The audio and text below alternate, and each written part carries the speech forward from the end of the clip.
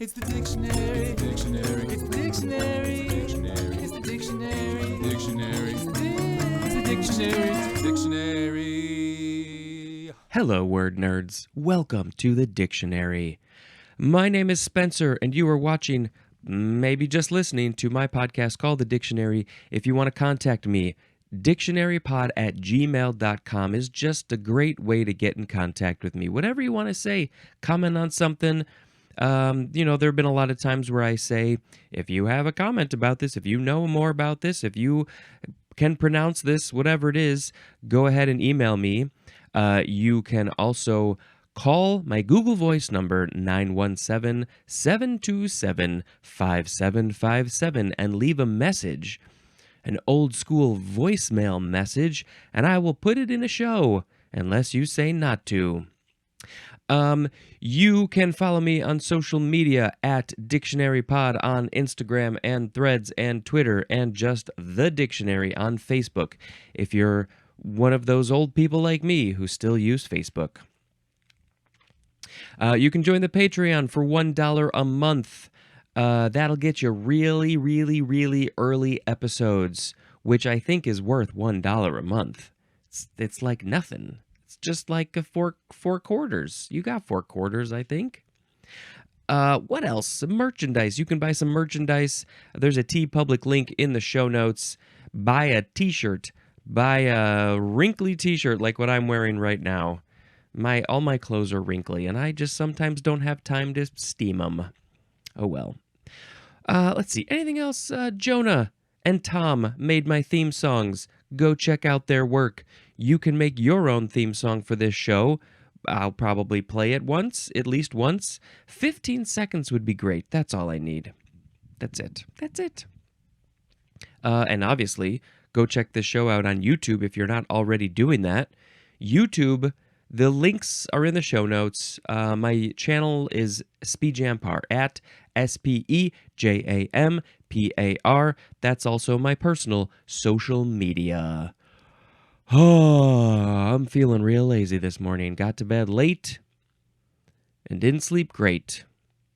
Let's talk about the first. This is February 15th, 7:06 a.m. here in the work office.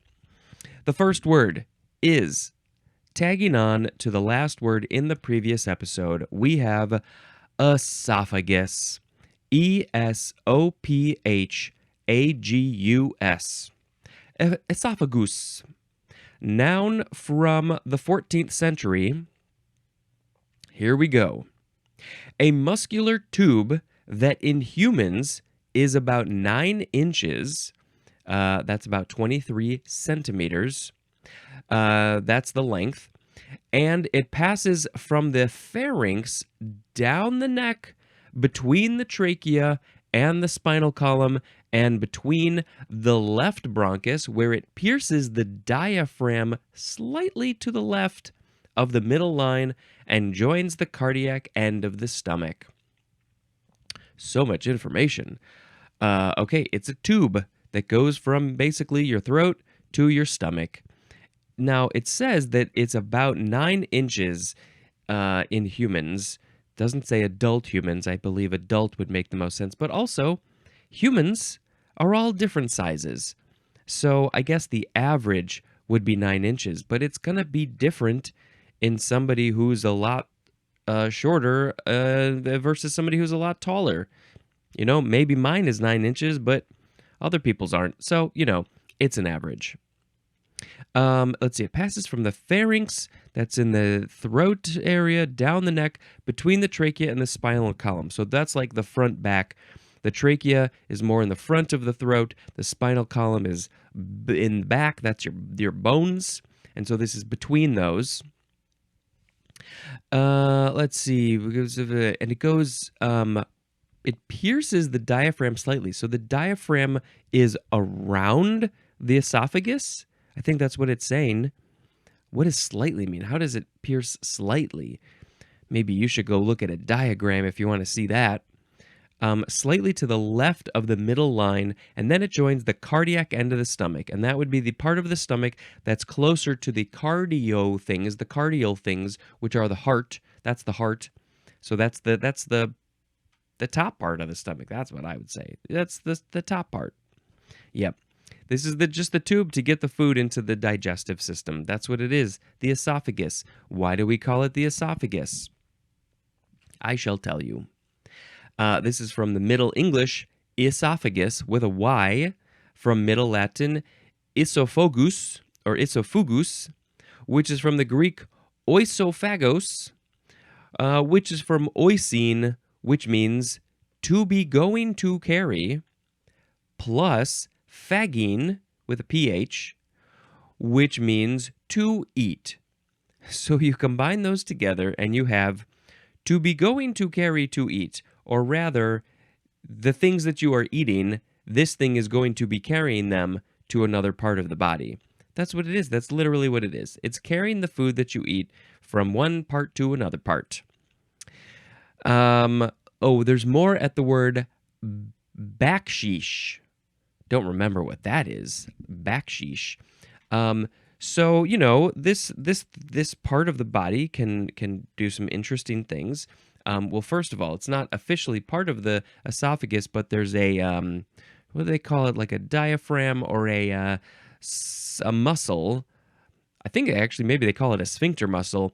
Between the esophagus and the cardiac part of the stomach, where those meet, there is a muscle that's going to squeeze things. So it makes it hard for stuff to come back up the esophagus. But obviously, sometimes you got to throw up. So that's when it's going to come back up the esophagus. The food is going to come back up out of your mouth, probably, unless you throw up a little bit in your mouth. And it's sort of acidic because once the food starts to get digested, it's a little acidic, and it can burn. It can burn the esophagus and not feel so good, and the throat also. So yeah, that's one thing. What else?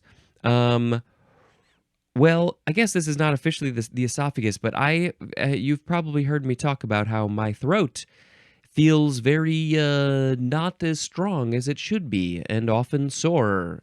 And so it's not officially the esophagus, but it's on the way down there. They did a scope to see if there was anything that they could see down there, and there wasn't. They looked into my esophagus, and they said I had the best esophagus they'd ever seen.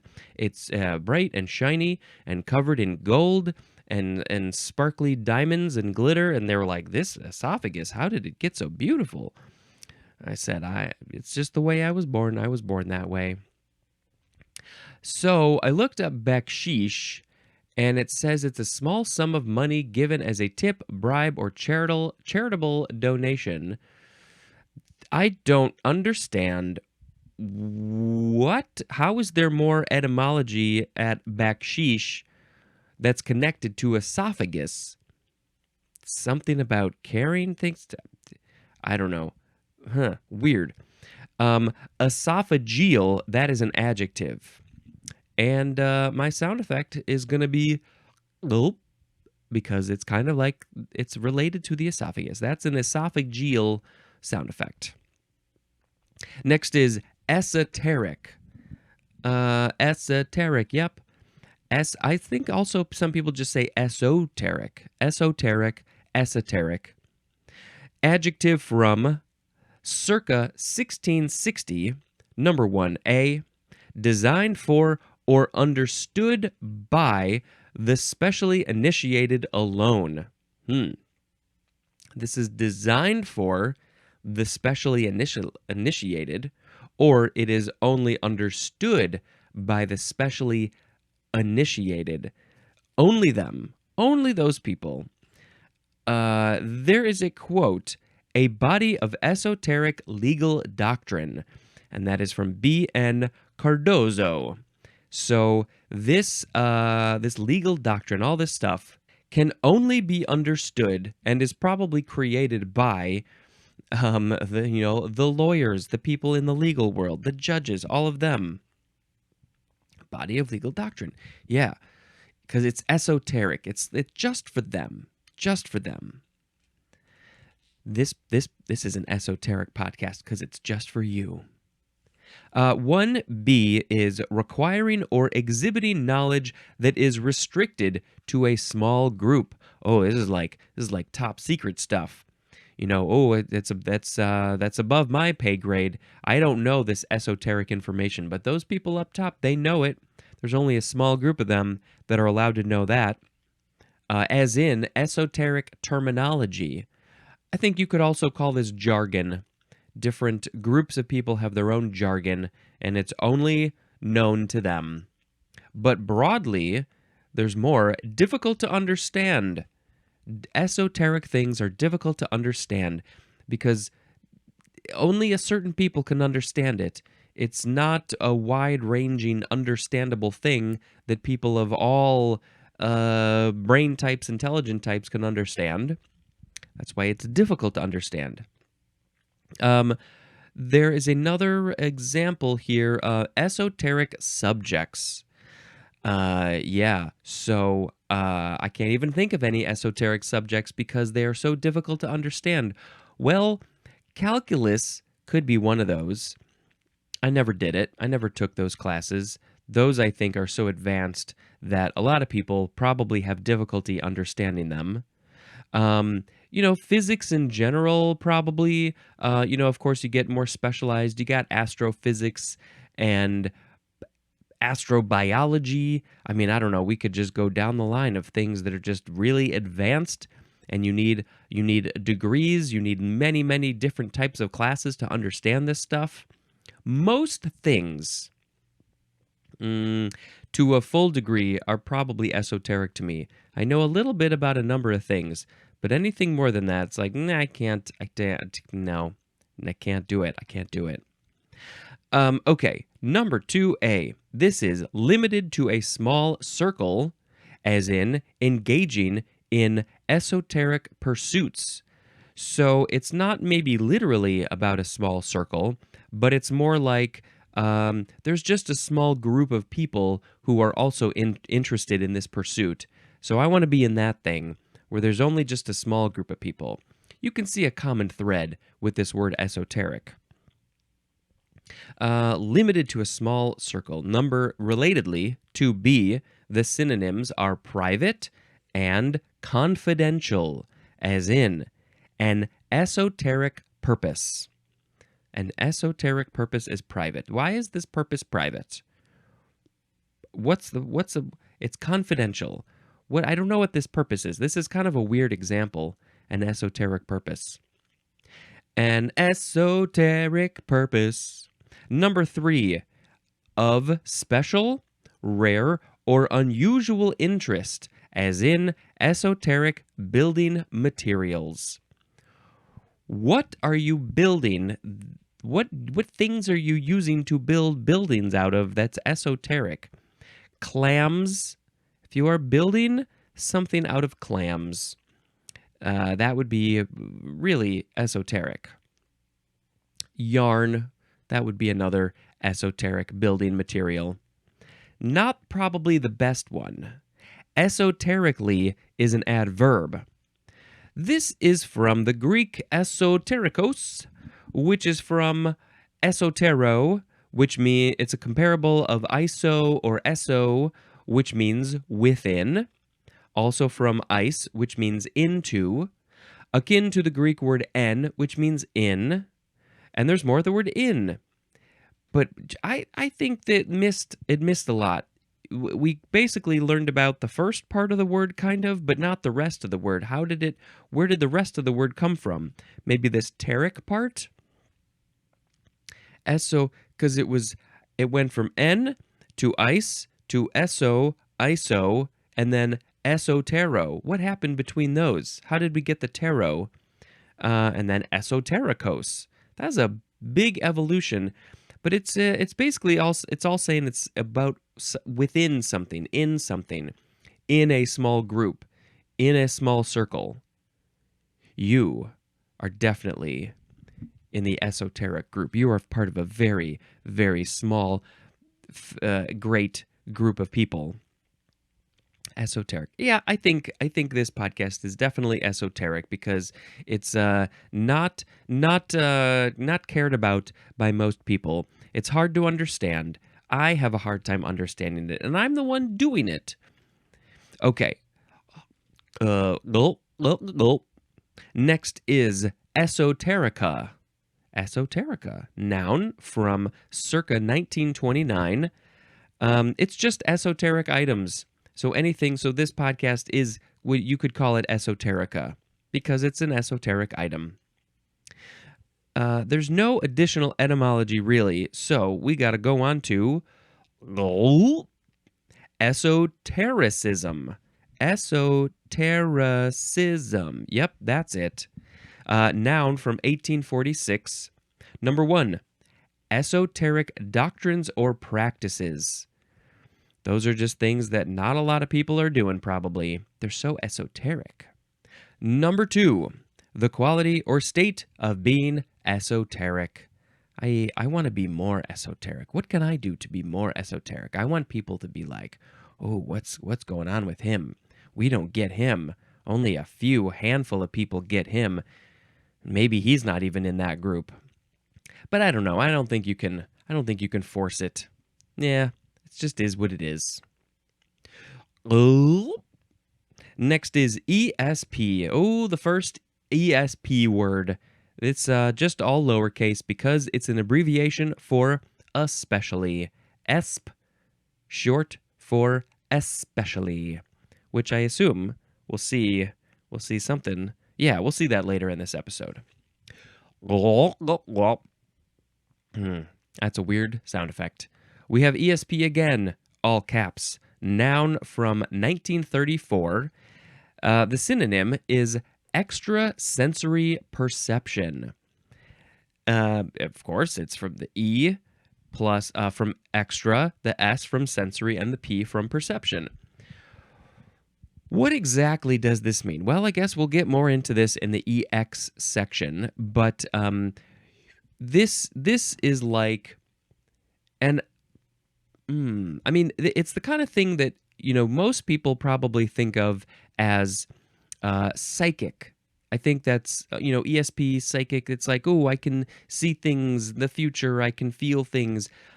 But based on the word extrasensory perception, I would think that this is more like somebody who's blind, who can't see. They're maybe going to have some ESP in their hearing because it's extrasensory. They have more sensory feelings in their hearing than the average person. That goes above and beyond.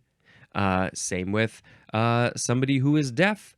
They are going to see things better, probably smell things better. And what else? What are those other things? I think that's it. I think somebody who's blind who can hear better, that's like the really, really big one. Somebody like Daredevil, the superhero Daredevil, definitely has some ESP when it comes to sensing what's around because he can hear everything just really, really good. But I don't know if that's what they mean by it. So, we'll learn about that one later. I don't have any extrasensory perception. No ESP for me. No. I think I have what would be the opposite? I have sensory perception. I'm just numbing it up. Next is espadrille. ESPADRILLE. Noun from 1892. This is a sandal, usually having a fabric upper and a flexible sole. A fabric upper? Is that the end of that part of the word? A fabric upper piece, upper top? I feel like you need another word there. I've never worn espadrilles, I don't think. Usually having a fabric upper and a flexible sole. I don't know why this is such a specific thing. I have heard of espadrilles before, but yeah, okay. I mean, it just looks like it's a slip-on shoe. That's what it is. It goes back around the heel, and it just sort of covers the front half of the foot with this fabric upper, And the sole, I guess, is fabric. I don't know. Look, these sort of look like they're maybe canvas or hemp or something like that. They have thicker soles. At least these pictures.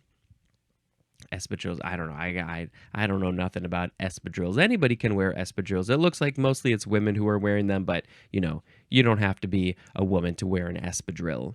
If they look good, if they feel good, then wear it.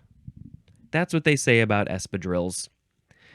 The the etymology, it says it's from French, also from the Latin spartum.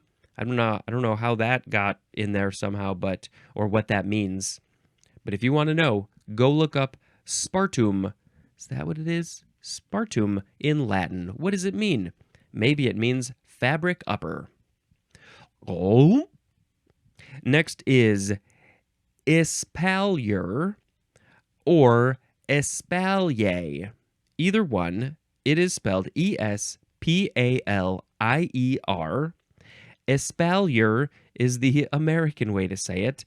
Espalier is probably the more proper French pronunciation. Noun from 1662. Number 1, a plant, like a fruit tree, trained to grow flat against a support, like a wall. Plant, fruit tree, apple tree, I want you to just grow against that wall. Just stay there. Just like you're a criminal escaping the jail, stay against that tree, the wall. We don't want you anywhere else, just against the wall. Why? Why are we doing this to this plant, this fruit tree? Okay, weird. Let's go to number 2. A railing or trellis on which fruit trees or shrubs are trained to grow flat. So there's nobody giving this fruit tree treats. There's no whips, nothing, no training in that way. What they're doing is they have this trellis, which I think are usually like cross-shaped things, crissy-crossy, and they plant it right below it, and so it like sort of hugs it. It just sort of naturally stays against it.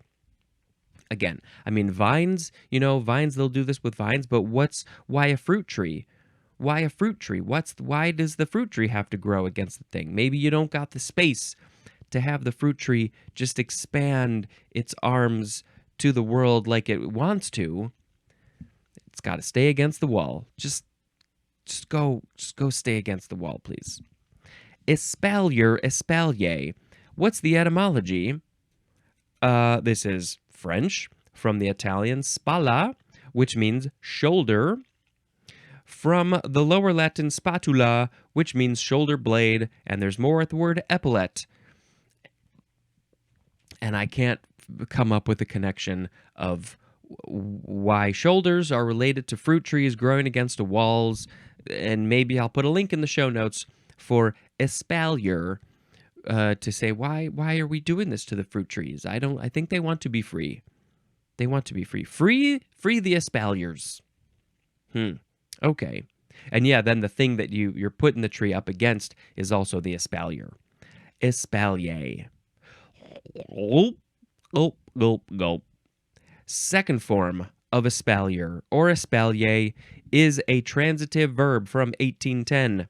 1, to train as an espalier. And number 2, to furnish with an espalier. That's it. We got to espalier the espaliers on the espalier for some reason. Gulp. Next is Esparto. Esparto. Esparto. Noun from 1845. Number 1, either of 2 Spanish and Algerian grasses, used especially to make cordage, shoes, and paper. It is called also Esparto grass, and the species names for these 2 kinds are Stipa tenacissima, that's one of them, and the other one is Lygium spartum. Is that the second or third time we've seen a spartum? Something. Well, it's a grass. This Esperanto is a grass. And number 2 is the fiber of Esperanto. So once you, I don't know, cut it and you're getting it ready to be used to make these shoes, paper, or cordage, just the cords of things, then that fiber is called Esperanto. I'm going to see what this looks like. Is it like a long, big grass? Why is it so used in these ways? Oh yeah, they're making it looks like a hardy thing. Maybe they're using Esperanto for the bottoms of the espadrille. People are making baskets and like platter things and sandals. And yeah, definitely. Yeah, it all kind of looks like maybe it's similar to hemp. I don't know, but yeah, you can weave it. You can do all sorts of things. It's a big old basket right there made out of Esperanto. This word is Spanish from the Latin spartum. See, we have Esperantum again. Now, was it in this espadrille? Yes, espadrille also. Oh, so maybe espadrille. Maybe it actually did. They did use Esperanto to make espadrille, and that's why it's called espadrille, because it's so related to that. I'm going to bring back my white so I have some better light on my face. What else? Greek, Spartan, and there's more at the word spire. So because we've seen it a couple of times, I'm going to look up the Latin word spartum. I am spartum.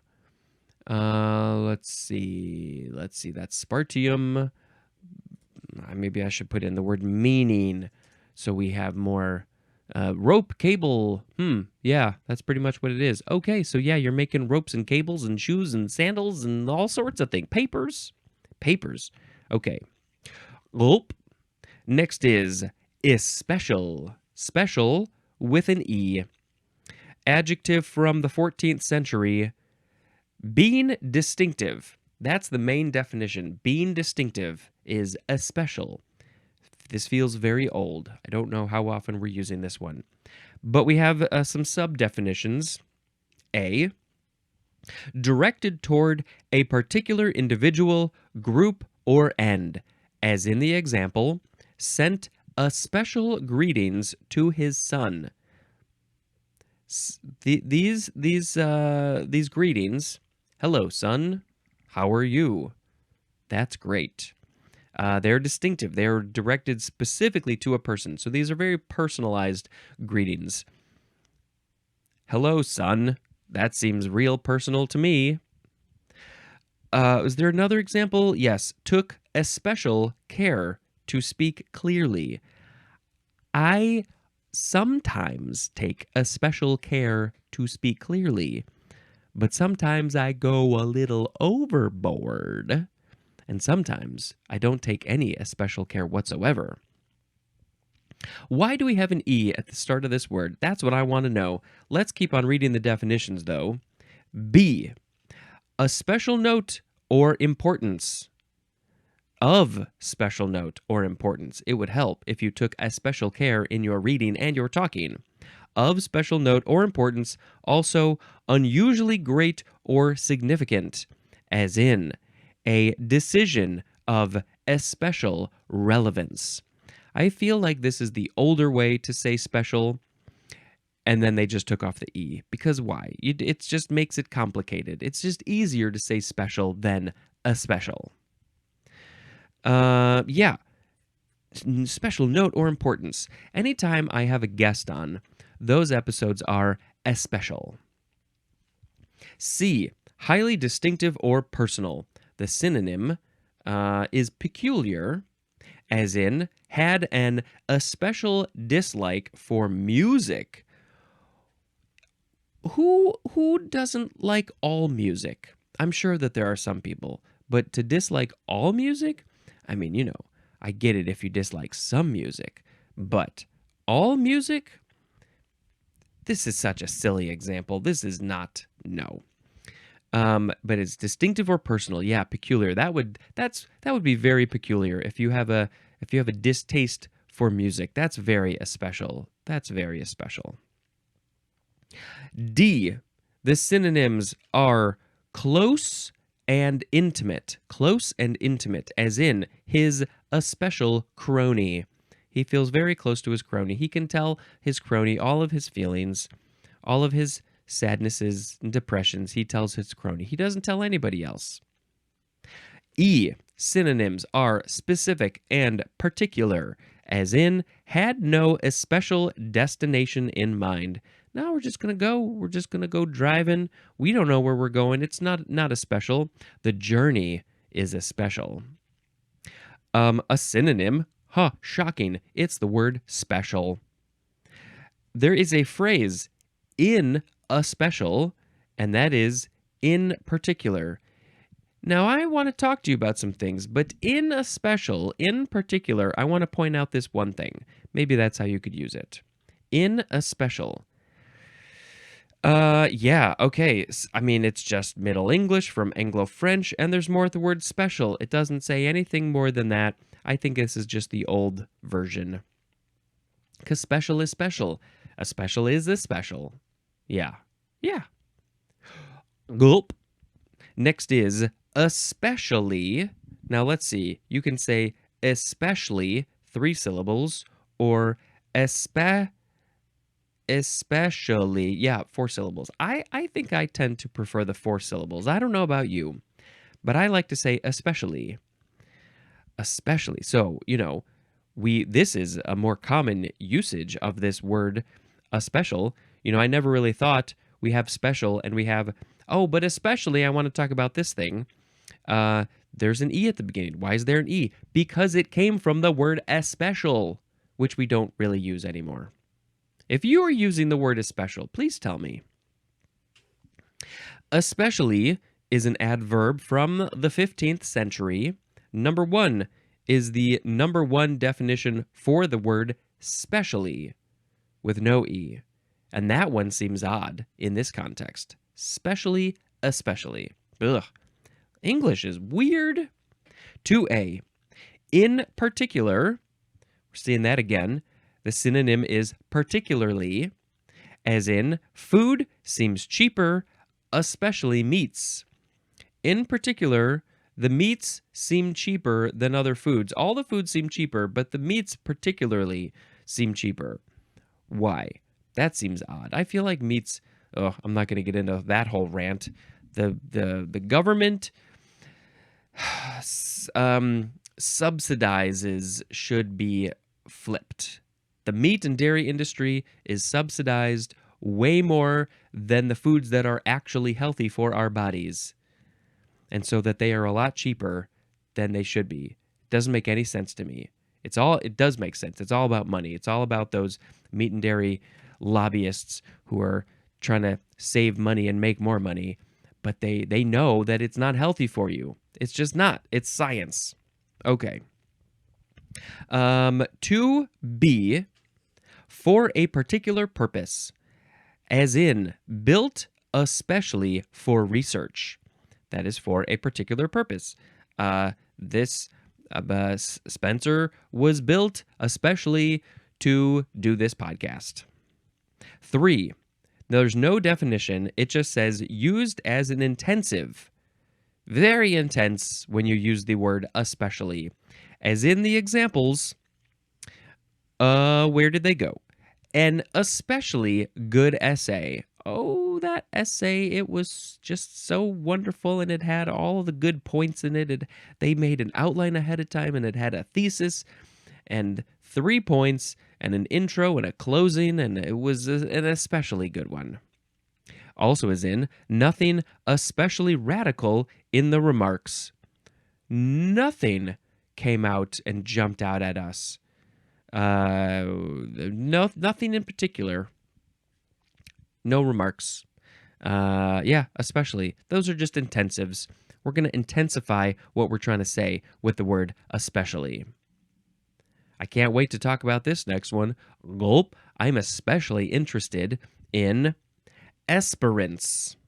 I don't know anything about this word. Esperance. Noun from the 15th century. It's obsolete. And the synonyms are hope and expectation. Ooh, what do you hope? what do you hope the day will be like?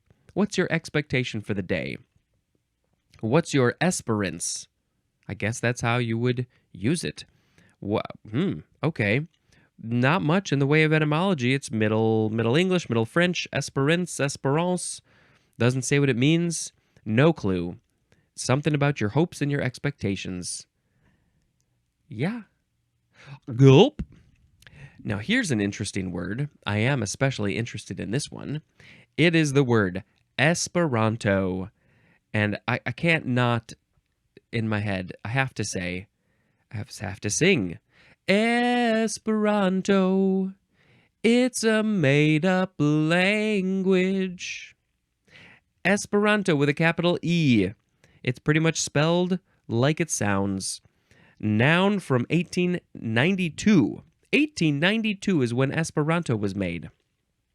This is an artificial international language based as far as possible on words common to the chief European languages.